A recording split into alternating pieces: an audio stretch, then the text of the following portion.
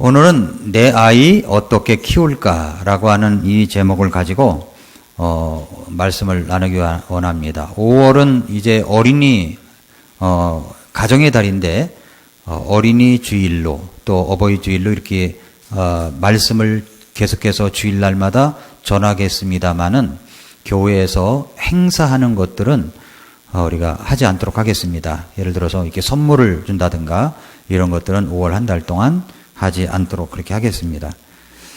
오늘은 이제 어린이 주일로서 제가 여러분들에게 내 아이 어떻게 키울까라고 하는 이 제목을 가지고 말씀을 같이 나누겠습니다.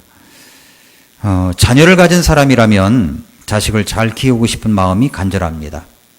아이들 마음이 다치지 않게 하려고 하고 좋은 영향을 받게 하여 훌륭한 인물로 건강하게 잘 자라기를 바라고 있습니다. 어떤 부모님들 그런 마음이 없겠습니까마는 그런데 참 자식은 마음과 뜻대로 잘 되지 않을 때가 많습니다. 그렇지만 우리 모두 이 자식을 소중하게 키우고 싶을 때가 대부분입니다. 그렇지 않은 부모가 어디 있겠어요?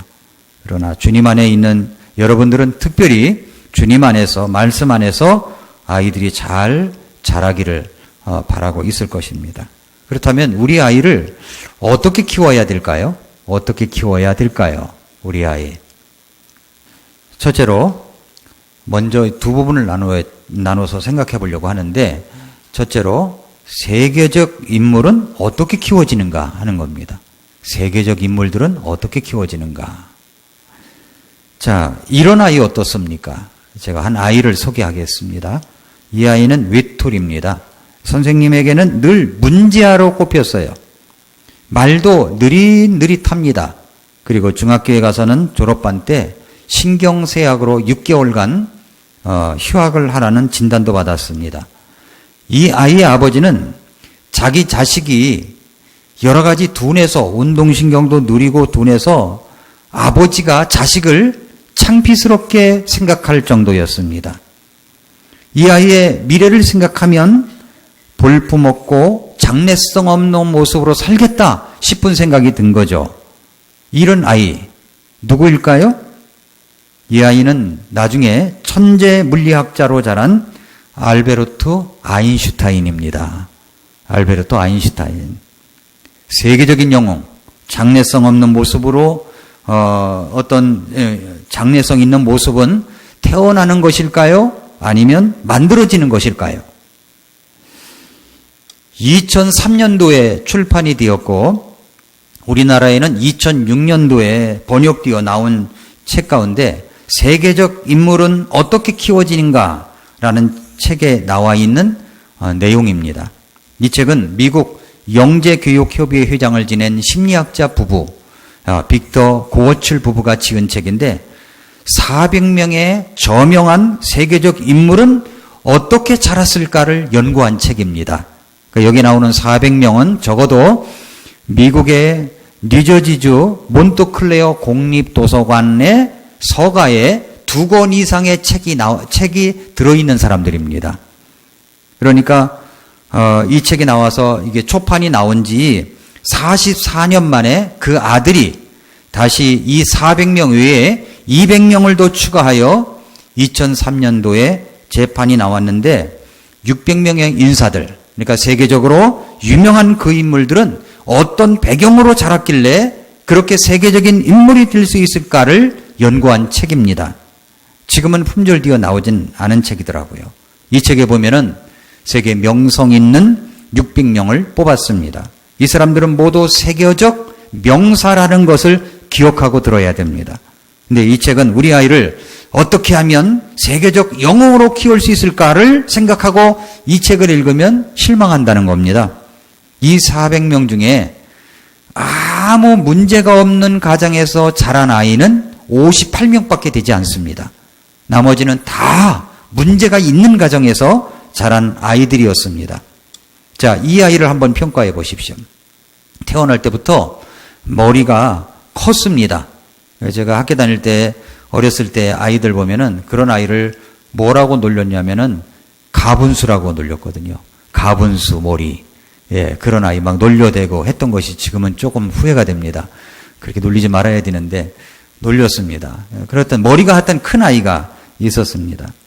그래서 이제 혹시 뇌막염이 아닐까 생각될 정도였어요. 그가 태어나기 전에는 형제 3명이 먼저 죽었습니다. 첫째, 둘째, 셋째가 태어나는데 죽어버렸어요. 하지만 자기가 이제 4번째로 낳은 이 아이는 사람들이 비정상이라고 친척들도 말하고 주변에서 그렇게 말들을 했지만 그거를 귀담아 듣지를 않았습니다. 이 아이가 이제 학교를 갔어요. 학교에 가니까 선생님이 그 엄마에게 통보를 하기를 이 아이는 정신적으로 좀 문제가 있는 아이 같다. 이렇게 이야기를 냈습니다. 그래서 이 엄마가 너무너무 기분이 나빠가지고 아이를 자퇴를 시켜버렸어요. 그리고 집에서 이 아이를 혼자 이제 홈스쿨링을 했습니다. 직접 그 아이를 가르쳤습니다. 이 아이가 누굽니까? 놀라지 마십시오. 이 아이는 발명왕 토마스 에디슨입니다. 세계적 기업인 제너럴 일렉트릭이 있죠. GE라고 하는 회사가 있습니다. 전력, 항공, 그리고 헬스케어, 운송 분야에서 그 사업을 하고 있습니다. 중전기기와 가정용 전기기기를 이제 주체로 해서 그리고 원자 연료, 제트 엔진, 그리고 원자력 발전 설비도 제조하는 회사입니다. 세계 각국의 자회사, 계열회사가 엄청 많습니다. 1892년에 설립된 회사인데 전신이 어떤 회사였냐면은 누가 세운 회사였냐면은 1878년에 토마스 에디슨이 설립한 에디슨 제너럴 일렉트릭 회사입니다. 무슨 말이에요? 놀라운 반전이죠. 놀라운 반전이에요. 58명을 제외한 나머지 아이들이 자라서 세계적 인물이 되었습니다. 어떻게 양육했길래 그렇게 되었냐는 겁니다. 저자는 그 400명, 아니 600명을 연구한 결과 그 부모들에게 그 집안에 공통점이 있다는 걸 발견했습니다. 공통점이 뭐냐 그랬더니 첫째, 그 세계적 인물 명사의 부모님 중 공부를 싫어하는 사람은 10%도 되지 않았다는 겁니다. 10%도 되지 않았어요. 그러니까 다 공부를 하기를 좋아했다는 겁니다. 자, 저는 우리 교회 이제 어린 자녀를 둔 에덴 목장 우리 그 부모들을 보면은 저는 아주 희망을 많이 갖고 있습니다. 왜냐하면 다들 공부를 잘하고 있거든요. 예, 공부에 대한 열정이 있거든요. 그렇습니다. 그러니까 예를 들어서 이제 그 윈스턴 처칠의 어머니 제니 제롬 처칠은 어떤 이야기를 들었냐면은 그 엄마가 꼭 표범 같다는 이야기를 들었대요. 표범 같다. 좋은 말로 표범 같다는 말이죠.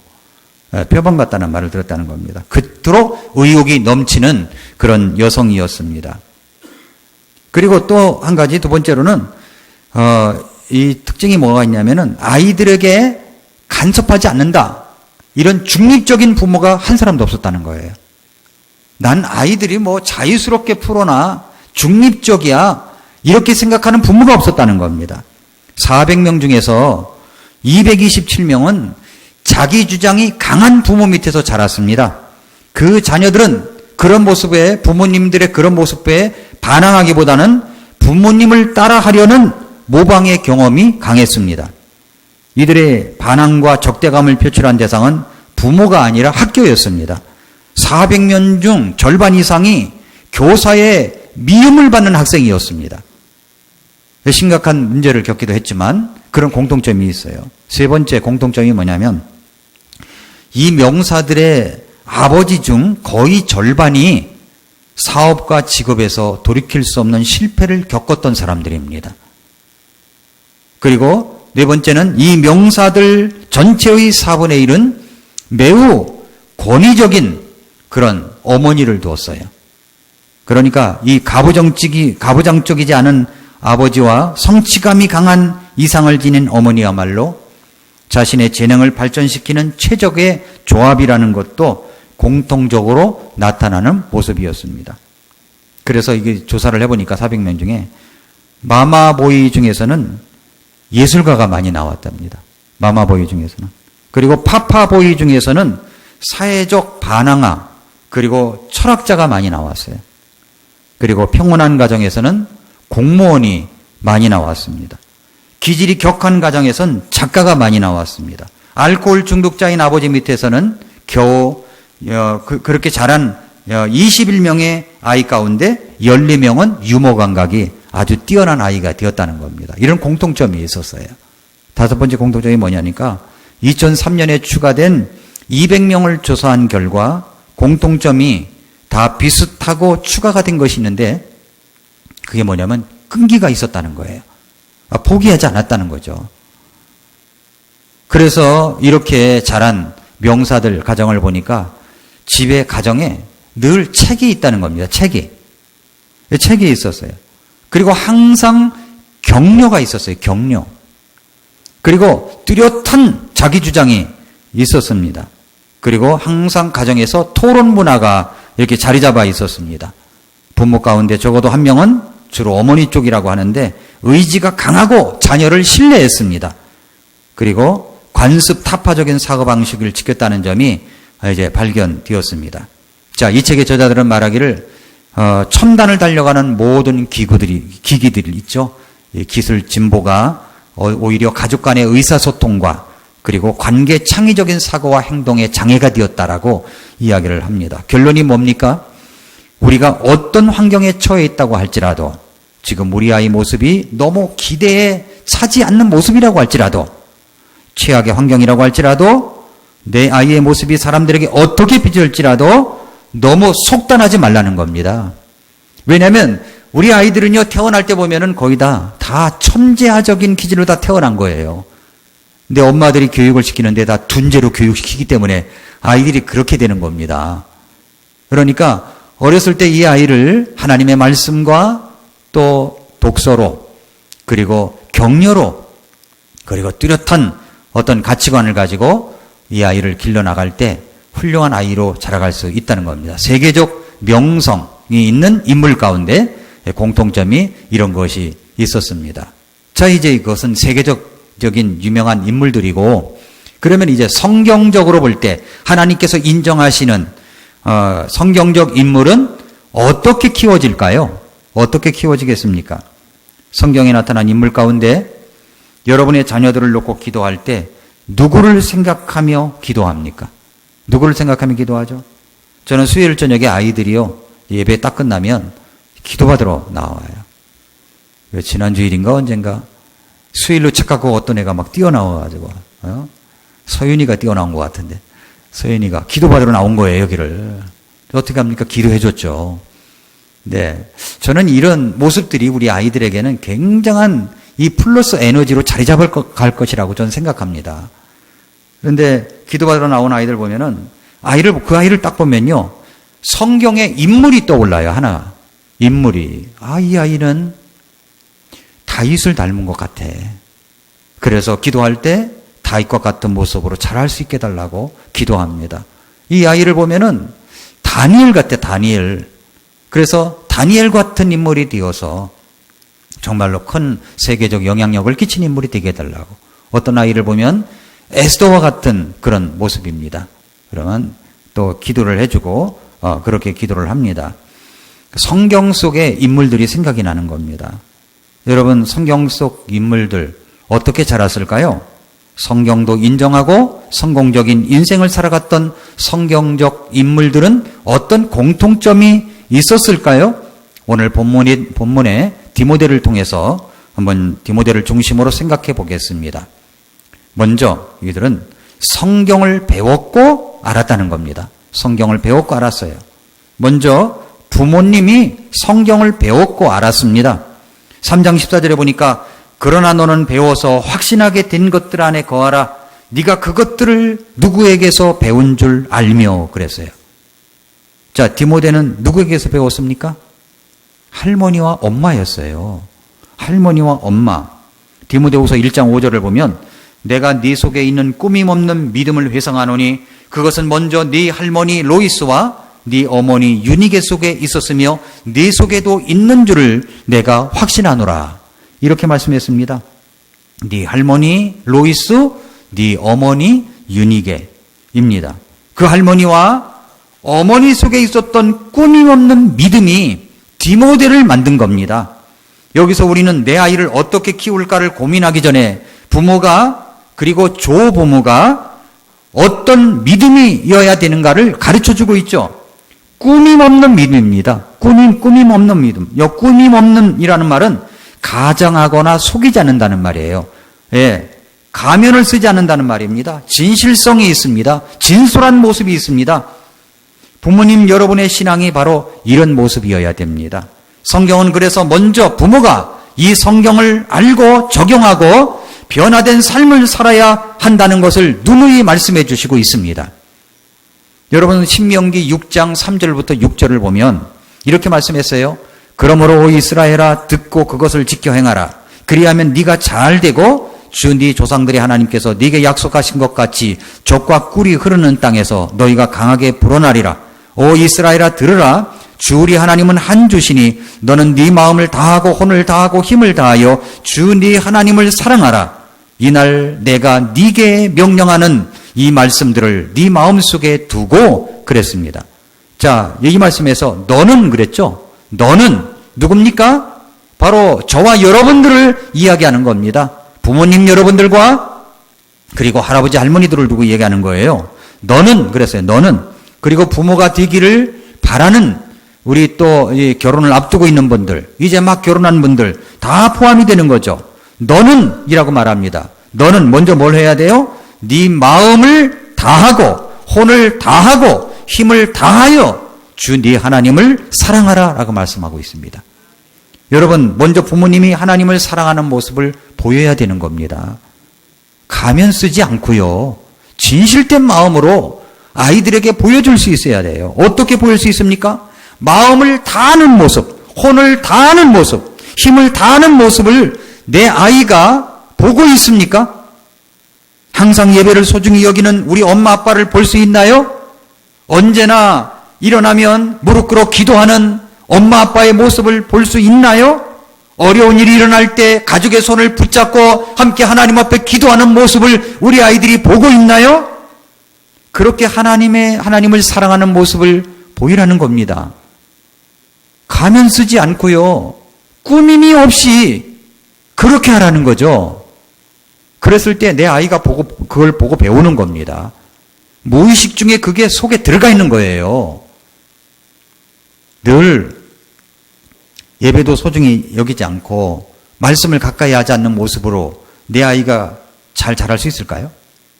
결혼을 앞두고 있는 이제 형제자매들이 내 배우자를 고를 때 이 내 배우자가 내가 자식을 낳으면 아빠의 진실한 모습을 보일 수 있을까를 생각하면 선택하기가 좀 쉽죠.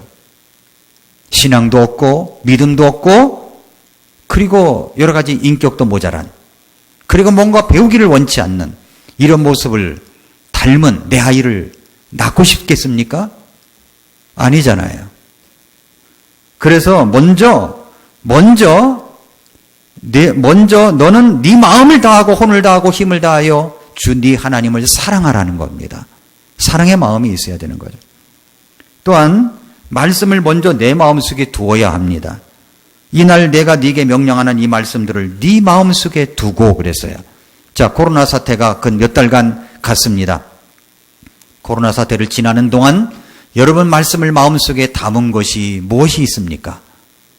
마음속에 자리 잡고 있는 것이 뭐예요? 말씀을 내 마음속에 두기 위해서 여러분은 요즘 무엇을 어떻게 하고 있습니까? 아무도 보는 이 없을 때 여러분은 누구입니까? 성경을 읽습니까? 말씀을 가까이 합니까? 성경을 사랑하는 가득한 마음이 우리 아이들에게 나타내지고 있습니까? 부모님이 먼저 성경을 알아가야 되는 겁니다. 할머니, 할아버지 여러분, 디모데에게 신앙적 영향을 주었던 것은 이 조부모님의 역할이 컸어요. 특별히 여기 성경에는 할머니 이야기가 나와요. 사도 바울이 할머니를 먼저 언급했습니다. 그러므로 할머니, 할아버지 여러분, 여러분의 신앙도 우리 손주들이 볼 때 든든해야 되는 겁니다. 우리 할아버지 할머니는 정말 믿음이 좋으셔. 이런 모습이 있어야 되는 거죠. 어떻게 하고 있습니까? 저는 우리 교회에서 신앙생활 했던 분 가운데 지금도 잊혀지지 않는 모친 한 분이 있습니다. 그것은 예배당 오른쪽 앞쪽에 앉았던 임선내 모친님이십니다. 기억나세요? 임선내 모친님. 이분은 우리 교회를 나오기 전에 충청도 어느 마을에서 침례교회를 다녔던 분입니다. 그런데 구원받기 전에 한글도 모르셨대요. 문맹자였습니다. 근데 구원받고 나서 성경이 너무너무 읽고 싶어가지고 하나님 앞에 기도를 하기를 성경을 넘기면서 하나님 성경을 읽게 해주세요. 하나님 성경 읽게 해주세요. 읽게 해주세요. 계속 기도를 했답니다. 그렇게 해서 하여튼 어떻게 해서 그 과정을 잘 모르지만 성경을 읽게 됐답니다. 그 다음부터 성경을 너무 사랑한 거예요. 그래서 우리 교회 나오실 때 예를 들어서 제가 오늘 디모데후서를 설교하면 집에 가서 디모데후서를 다 읽습니다. 출애굽기 설교하면 출애굽기를 다 읽어요. 창세기 한 본문을 생각하면은 그 설교하면 그 본문을 다 읽습니다. 그렇게 성경을 읽어가던 분이셨습니다. 그런데 이제 서울에 와서 침례교회를 발견할 수가 없더래요. 그래서 영파여고 인근에 있는 어느 교회를 나간 것 같습니다. 근데 지나다 보니까 강동 성소 침례교회가 눈에 띈 거예요. 그래서 그 먼저 다니던 교회에 가가지고 정중하게 인사를 했답니다. 저는 원래 침례교인인데 침례교회를 발견했습니다. 그동안 감사했습니다. 인사하고 우리 교회를 오셨다고 합니다. 그리고서 우리 교회에서 정말로 기도도 열심히 하시고 또 목사를 참 격려도 많이 하시고 교회를 사랑하셨던 분이십니다. 예. 그리고 이제 시골로 가셨는데 이제 돌아가셨다는 소식이 있었습니다. 또 어느 날 이제 기억나는 것이 평일인데 모치님이 목양실로 오셨어요. 이게 봉투를 내밀면서 목사님 이걸로 양복 하나 사서 입으세요. 이렇게 하신 거예요. 근데 이제 아니라고 해도 이 모치님이 이제 양복을 사서 입으라고 막무가내로 그렇게 하셨습니다. 자식들이 준 용돈을 모아가지고 아마 그렇게 하셨던 것 같아요. 그런데 이제 그리고 돌아갔습니다. 돌아가셨어요. 이제 그리고 나서 제가 봉투를 열어보니까 양복 한 벌값이 들어가 있어야 되는데 그게 아니었던 거예요. 뭐가 들어갔냐면은 1,000원짜리 17장, 5,000원짜리 4장 들어간 거예요. 아내와 제가 해석하기를 1,000원짜리를 10,000원짜리로 보신 겁니다. 1,000원짜리하고 10,000원짜리하고 비슷하잖아요. 5,000원짜리하고 50,000원짜리하고 비슷하고. 왜 색깔들을 왜 그렇게 했는가 몰라요. 어쨌든 그냥 그랬나 봐요. 그런데 그렇게 해서 17장 그리고 이제 5,000원짜리 4장. 그래서 그것이 10,000원으로 계산하면 한 19만 원 되겠죠. 근데 이제 그렇지 않은 거예요. 그걸 어떻게 말씀을 드립니까? 그래서 저희가 보태가지고 근처에 있는 파크랜드에 가서 양복을 하나 사서 입고 다음 주일날 모치님 붙들고 이거 모치님이 해주신 거라고 너무 감사하다고 했던 기억이 납니다. 저는 그 모치님을 지금도 잊을 수가 없어요. 늘 목소리 크게 하시면서 기도해 주시고 그랬던 모습들. 신앙의 모본을 보이신 분이에요. 이분이 정말로 로이스처럼 정말로 꾸밈이 없는 그런 신앙을 가지신 분입니다. 말씀을 사랑하시고요. 교회를 사랑하시고 목자를 격려하고 사랑했던 그런 귀한 분입니다. 여러분, 내 아이를 어떻게 키울까를 고민하기 전에 먼저 부모님 여러분부터 성경을 알고 배우는 자가 되시기를 바랍니다. 그것이 바로 내 아이가 낳았을 때도 본을 받을 수가 있는 거죠. 그리고 이제 이것이 이제 부모가 먼저 성경을 알아야 된다는 것이고요. 그 다음에 이제 두 번째로는 뭐냐면 어렸을 때부터 성경을 배웠고 알았습니다. 3장 14절 15절에 보니까 그러나 너는 배워서 확신하게 된 것들 안에 거하라. 네가 그것들을 누구에게서 배운 줄 알며 또 어린아이 때부터 네가 거룩한 성경 기록들을 알았나니 그것들은 능히 너를 지혜롭게 하여 그리스도 예수님 안에 있는 믿음을 통해 구원에 이르게 하느니라. 이렇게 말씀을 했습니다. 성경에서 어렸을 때부터 성경을 배운 많은 하나님의 사람들이 있습니다. 저는 우리 아이들에게 엄마 아빠가 성경을 가르칠 때 성경에서 존경할 수 있는 인물을 가르쳐야 된다고 생각합니다. 그래서 다윗 이야기를 많이 해줘야 되는 것이고 요셉 이야기를 많이 해줘야 되는 것이고 모세 이야기, 여호수아 이야기를 사도 바울의 이야기를 많이 해줄 때 성경 속의 인물들을 기억하면서 우리 아이가 꿈을 갖고 자라갈 수가 있습니다. 그래서 여러분 식사를 할 때도 그런 얘기 할 수 있잖아요. 내가 아빠가 성경을 읽다 보니까 다윗이 참 이런 사람이더라. 이런 얘기 저런 얘기. 잠자리에서도 잠들기 전에 아이들에게 성경을 읽어줄 때 그런 이야기를 할 수 있지 않습니까? 그런 모습이어야 된다고 생각합니다. 저는 우리 교회 윤상돈 집사님 세 자녀가 있습니다. 종호, 수영이, 종인이 세 자녀입니다. 미국에서 일찍 이제 유학을 갔습니다. 그만한 사정이 다 있었습니다. 하나님의 뜻 가운데서 이제 미국을 갔습니다. 그런데 어렸을 때 갔으니까 그 아이들이 저하고 무슨 친할 수 있겠습니까? 친하게 지낼 수 있겠어요? 떨어져 가는데? 우리 교회 어떤 청년자매는 우리 교회 열심히 신앙생활 하다가 외국에 가서 1년 동안 있다가 왔는데 그냥 교회를 떠나버렸어요. 이런 사람도 있었는데. 그런데 이 세 자녀가 저하고 뭐 친할 리가 있겠어요? 없죠. 그런데 이 윤 집사님은 새벽마다 자녀들을 위해서 기도하고 교회를 위해서 기도하는 분이 지금도 새벽 기도를 하시는 분입니다. 몇몇 분들이 계속 새벽 기도를 하시고 계십니다. 그런데 미국에 가면 아이들에게 무슨 이야기를 했겠습니까? 안 봐도 알 수 있는 것이 뭐냐면 이 아이들이 저를 만나면 굉장히 익숙하게 대해요. 한국에 오면 같이 식사를 하게 되고요. 그리고 우리 종호 형제 오면은 같이 클라리넷도 하자 그러면 또 하고요. 마치 그냥 금방 친하게 지냈던 그런 아이들처럼 저를 대하고 저도 그렇게 느껴집니다. 왜 그럴까요? 부모가 밥상머리에서 그런 이야기를 했기 때문이 아닌가 저는 그렇게 추측을 합니다. 여러분 그렇습니다. 여러분이 밥상머리 교육이라는 것이 대단히 중요한 거예요. 밥상머리에서 선생님을 욕한다든가 누구를 비방한다든가 이런 걸 듣고 자란 아이는 비방과 비판밖에 그 아이 머릿속에 있을 것이 없습니다.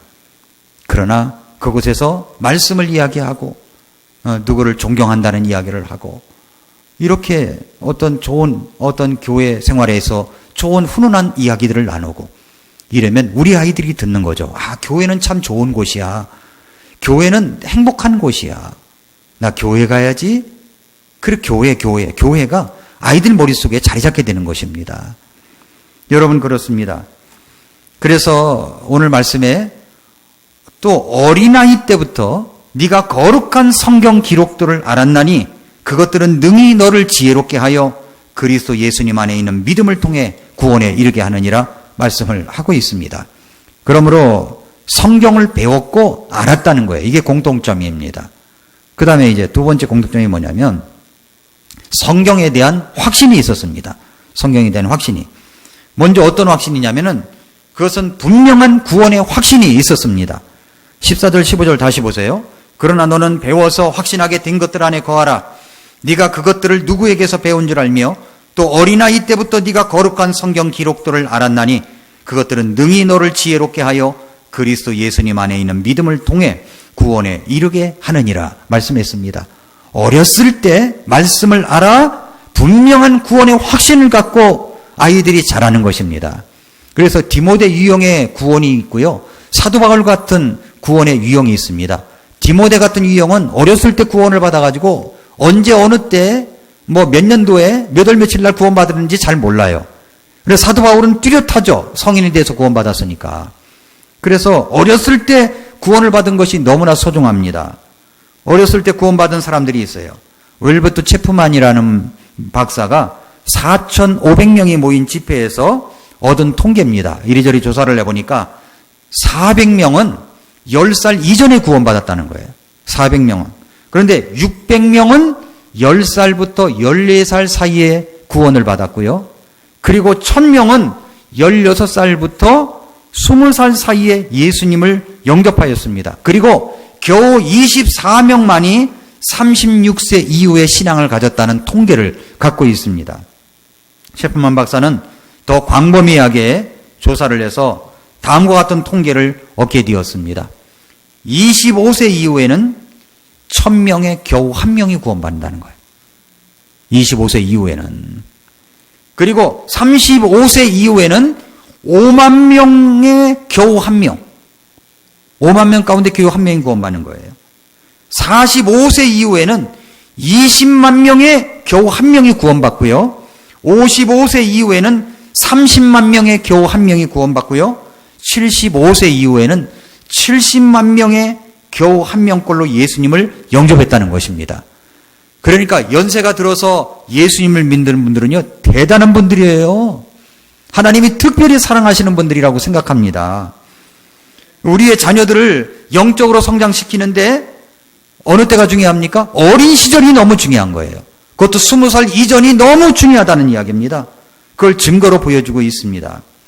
모라비안파의 감독이 된 진젠도르프 백작은 4살 때 구원의 체험을 했습니다. 유명한 성서 주에서의 저자인 아담 클라크, 그 감리교의 에즈베리 감독도 4살 때 예수님을 영접했습니다.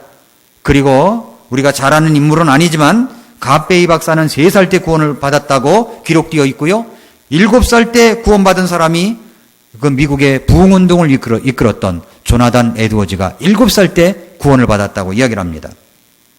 여러분, 이렇게 어렸을 때 구원받은 사람들이 굉장히 많아요. 하나님이 쓰시는 사람들 가운데 한 통계에 의하면 선교사들이 있죠. 선교사님들의 75%가 10살 이전에 구원받은 사람들이라는 겁니다. 75%가 10살 이전에 구원받은 사람들이래요. 미국의 초대 대통령이었던 조지 워싱턴이 어머니 생일을 맞이했습니다. 그래서 백악관에서 어머니를 위한 생일 파티를 열게 됐습니다. 세계 각국의 외교관들이 많이 초청을 받아서 왔습니다. 그중에 불란서 외교관이 그 조지 워싱턴 어머니에게 이런 질문을 했습니다. 어떻게 아들을 이렇게 훌륭하게 키우셨습니까? 그러자 이 어머니가 뭐라고 한지 아십니까? 저는 어렸을 때부터 하나님의 말씀에 순종하는 것만 가르쳤습니다. 어렸을 때부터 하나님 말씀에 순종하는 것만 가르쳤다는 겁니다. 여러분, 하나님의 말씀에 순종한 것이 이 워싱턴으로 하여금 훌륭한 인물이 되게 한 비결이라는 것입니다. 하나님의 말씀에 순종하는 사람이 부모의 말에 순종하지 않겠습니까? 하나님의 말씀에 순종하는 사람이 부모를 공경하지 않겠습니까? 하나님의 말씀에 순종하는 사람이 이 세상을 바르게 살아가지 않겠습니까? 미국을 건너온 청교도들은 그들의 어린 자녀들에게 모든 것을 하나님의 말씀인 성경으로 가르쳤습니다. 예컨대 이런 이야기가 있어요. 아이가 거짓말을 했습니다. 아이가 거짓말을 해서 들통이 났어요. 그러면 어떻게 합니까? 엄마 지갑에서 뭐 돈을 빼갔다든가 그러면 어떻게 해요?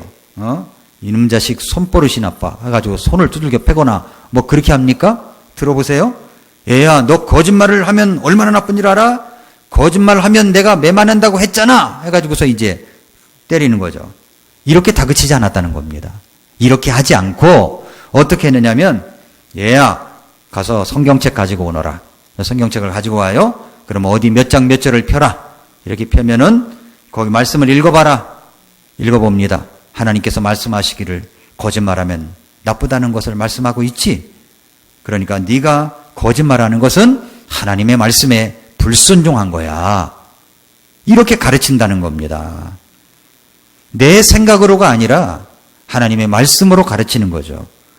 그렇게 가르쳐 놓으면 앞으로 커서도 아이들이 문제를 풀어갈 때, 인생의 꼬인 문제를 풀어갈 때 이 하나님의 말씀에서 찾아보고 푼다는 겁니다. 하나님 말씀에서 풀지 아니하면 세상적인 방법으로 할 수밖에 없죠. 그래서 성경이 해답이라는 겁니다. 성경 진리로 가르칠 것인지 아니면 내 인생 철학으로 가르칠 것인지 부모님들이 선택해야 되는 겁니다. 하나님의 말씀의 가치관으로 인생 철학을 삼았다면 그 하나님의 말씀의 가치관으로 내 아이를 가르쳐야 되는 거죠. 주의 교양과 훈계로 가르쳐야 되는 것입니다. 그래서 어린아이들은 어릴 때부터 인생의 모든 문제에 대한 해답을 성경 속에서 찾는 방법을 배우는 것입니다. 그러기 위해서는 부모 자신이 먼저 문제가 꼬일 때마다 하나님 말씀 앞에 돌아오고 교회 속에서 이 말씀을 해결하려고 하고 문제를 해결하려고 하는 그런 모습이 있어야 되는 겁니다. 우리 아이들에게 이 구원의 확신이 분명히 있어야 되는 것입니다. 예, 성경에 대한 확신이 뭐부터 일어나요? 구원의 확신부터 일어나는 것입니다. 그 다음에 또 하나 어떤 확신이냐면 성경이 나를 지혜롭게 한다는 확신이 있었습니다. 성경에 대한 확신이 없이는 하나님의 말씀을 가까이 하지 못합니다. 여러분이 성경을 안 읽는 이유가 있습니다. 왜 그럴까요? 성경에 대한 확신이 부족하기 때문에 그런 거예요. 성경에 대한 확신이 있으면 이 성경을 읽지 않을 수가 없어요. 성경이 나를 지혜롭게 한다. 나에게 살 길을 열어주신다. 이 말씀을 알면요, 성경을 읽습니다. 가까이 합니다. 틈만 나면 읽으려고 합니다. 성경이 나를 지혜롭게 합니다. 오늘 말씀 14절, 15절 다시 보세요. 그러나 너는 배워서 확신하게 된 것들 안에 거하라. 네가 그것들을 누구에게서 배운 줄 알며 또 어린아이 때부터 네가 거룩한 성경 기록들을 알았나니 그것들은 능히 너를 지혜롭게 하여 그리스도 예수님 안에 있는 믿음을 통해 구원에 이르게 하느니라 말씀했습니다. 잠언 2장 10절부터 12절에 보니까 지혜가 네 마음에 들어가며 지식이 네 혼에게 기쁨이 들 때에는, 자, 잘 들어보세요. 지혜가 마음에 들어가고 지식이 혼에게 기쁨이 준다는 겁니다. 그러면 분별이 너를 보존하며 명철이 너를 보호하며 악한 자의 길과 비뚤어진 것들을 말하는 자에게서 너를 건져내리라. 우리 아이를요, 보존해주고 보호하고 건져낼 수 있는 비결이 뭡니까? 지혜가 있어야 되는 겁니다. 지혜가. 그 지혜가 어디서 나와요? 하나님 말씀으로부터 오는 것이죠. 잠언 4장 5절부터 9절에 보면 지혜를 얻으며 명철을 얻으라. 그것을 잊지 말며 내 입의 말들에서 돌이키지 말라. 지혜를 버리지 말라. 그리하면 그것이 너를 보존하리라. 그것을 사랑하라. 그리하면 그것이 너를 보호하리라. 지혜는 으뜸 가는 것이니 그러므로 지혜를 얻으라. 네가 얻은 모든 것으로 명철을 얻을지니라. 그것을 높이라. 그리하면 그것이 너를 높이리라. 네가 그것을 품으면 그것이 너를 존귀로 인도하리라. 그것이 네 머리에 은혜의 장식을 주며 영광의 관을 네게 건네주리라 하셨느니라. 그렇습니다. 지혜 중에 지혜는요, 구원에 이르게 하는 지혜예요. 그리고 어떤 문제가 부딪혔을 때 이것이냐 저것이냐 할 때 이 분별력을 갖추는 지혜를 하나님의 말씀을 통해서 우리가 얻을 수가 있게 되는 것입니다. 그러니까 말씀을 가까이 해야 되죠. 세 번째는 뭐냐면 나를 균형 잡힌 완전한 모습으로 갖추어 가게 해준다는 확신이 있습니다. 나를 균형 잡힌 완전한 모습으로 갖추어 간다는 확신이 있어요. 16절, 17절 보세요. 모든 성경 기록은 하나님의 영감으로 주신 것으로 교리와 책망과 바르잡음과 의로 교육하기에 유익하니 이것은 하나님의 사람이 완전하게 되어 모든 선한 일에 철저히 갖추어지게 하려 함이라. 완전하게 되어 갖추어진 사람이 되게 한다는 겁니다. 여러분, 예수님의 어린 시절을 생각해 보십시오. 예수님께서도 어린 시절이 있었죠. 누가복음 2장 52절에 보면은 이렇게 말씀했습니다. 예수님께서는 지혜와 키가 자라가며 하나님과 사람들에게 더욱 호의를 입으시더라. 자, 여기 네 가지 영역이 나와요. 여기 지혜와 키가 자라간다고 그랬죠. 그러니까 지혜, 혼적인 부분입니다. 키, 육체적인 부분입니다. 하나님에게 영적인 부분입니다. 사람들에게 사회적인 부분입니다. 이렇게 균형 있는 모습으로 완전하게 갖추어 가지는 모습으로 자라는 것. 어린 시절 하나님을 알고 말씀을 알고 예수님을 알아갈 때 이렇게 균형 잡힌 모습으로 성장할 수가 있게 되는 것입니다. 그렇게 자라갈 때 어떻게 됩니까? 그렇게 성경 말씀의 기록들을 알아갈 때 그것들은 능히 나를 지혜롭게 해줍니다. 평생을 살아가면서 제일 중요한 것이 바로 지혜입니다. 지혜롭게 하는 아름다운 모습으로 자라갈 수가 있습니다. 우리는 성경 가운데서도 가장 탁월하게 번역한 성경, 빠져있는 구절이 없는 성경, 이 킹제임스 흠정역 성경을 가지고 있습니다. 여러분, 이 성경은 굉장한 성경이에요. 여러분은 진짜 좋은 성경을 갖고 있는 겁니다. 개역 성경을 읽다가 이 성경을 읽으면 물론 개역 성경에 익숙해서 운율이 안 맞아서 좀 어색한 부분이 있었습니다만은 이 성경이야말로 정말 좋은 성경이에요. 그래서 어렸을 때부터 이 아이들이 킹제임스 흥정역 성경에 익숙하게 만들어 가야 됩니다. 그래서 어렸을 때부터 성경을 가지고 다니게 만들고 성경을 날마다 읽게 만들고 자기 성경책을 꼭 소유하게 만들고 교회에 이렇게 굴러다니지 않게 해야 됩니다. 예. 그럼 집에 가서 성경을 안 찾는다는 거잖아요. 가끔가다 엄마 아빠 성경도 이렇게 굴러다니는 거예요. 예. 그 앞으로 이제 게시판에다 써놔야 될 거 같아요. 누구 성경책 찾아가세요. 이렇게. 내 성경. 내가 매일 읽는 성경. 익숙한 성경. 때 묻은 성경. 이 성경을 읽어가야죠. 어린아이 때부터 이 성경을, 내 성경, 어렸을 때 나 이거 엄마한테 어렸을 때 선물 받은 거야. 두고두고 그 성경을 가지고 있으면서 오늘 마지막에 초청 찬송 부를 찬송에 나의 사랑하는 책 피로 캐어졌으나 어머님의 무릎에 앉아서 읽었던 성경책. 이 성경책이 그 성경책이야. 이렇게 말할 수 있는 우리의 자녀들의 모습이 있다면 얼마나 아름다운 모습일까요? 그러기 위해서 먼저 우리가 하나님의 말씀을 알아가야 됩니다. 확신 있게 가지고 있어야 됩니다. 그래서 우리 자녀들을 가르치면서 인도할 때 우리 자녀들이 아름답게 놀랍게 성장해 갈 줄로 믿습니다. 기도하겠습니다.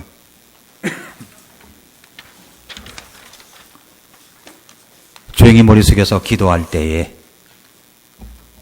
우리 사랑하는 성도님 여러분, 부모님 여러분, 할아버지 할머니 여러분, 또 앞으로 이제 결혼하여 자녀를 낳을 여러분, 우리 하나님의 말씀을 알아가십시오. 성경 속의 인물 가운데 정말 디모데가 얼마나 아름답습니까? 놀랍습니까? 끝까지 하나님 가운데 쓰임을 받아 마지막 지금까지도 우리에게 전해 내려온 하나님의 사람, 우리 아이도 하나님께서 그렇게 쓰임받는 인물이 되면 얼마나 좋을까요? 그것이 바라는 소원이 아니겠습니까? 그럴 때 먼저 우리가 그렇게 혼을 다하고 마음을 다하고 혼을 다하고 힘을 다하고 모든 것을 다하여 하나님을 사랑하고 말씀을 사랑해야 됩니다. 우리 자녀들이 훌륭하게 자라가는 것 위해서 기도해야 되겠지만 먼저 우리 자신이 그렇게 되어가도록 기도하십시다. 그리고 우리 아이들을 놓고 그런 훌륭한 인물이 될 수 있도록 기도하십시다. 같이 한번 기도하겠습니다.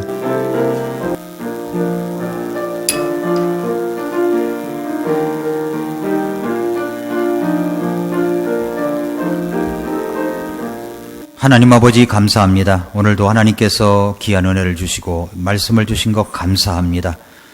코로나 사태로 인하여 근 몇 달간 우리는 마음고생, 몸고생, 또 생활고의 고생, 여러 가지 이루 말할 수 없는 고통의 시간들을 보냈습니다. 아직도 보내고 있습니다. 5월 어느덧 가정의 달을 맞이했습니다. 우리 사랑하는 가정들이 더 튼튼한 가정들이 되기 위하여 무엇보다도 하나님 말씀에 우리가 바탕을 두고 또 세워져가는 가정들이 되게 하여 주시옵소서.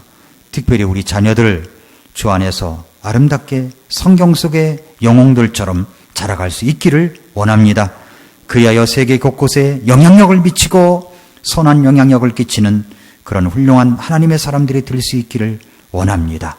그렇게 되기 위하여 우리가 먼저 하나님 말씀 속에 젖어 사는 주님을 힘을 다하고 혼을 다하고 마음을 다하여 사랑하는 저희들이 되게 해 주시옵소서. 감사드리며 예수님의 이름으로 기도했습니다. 아멘.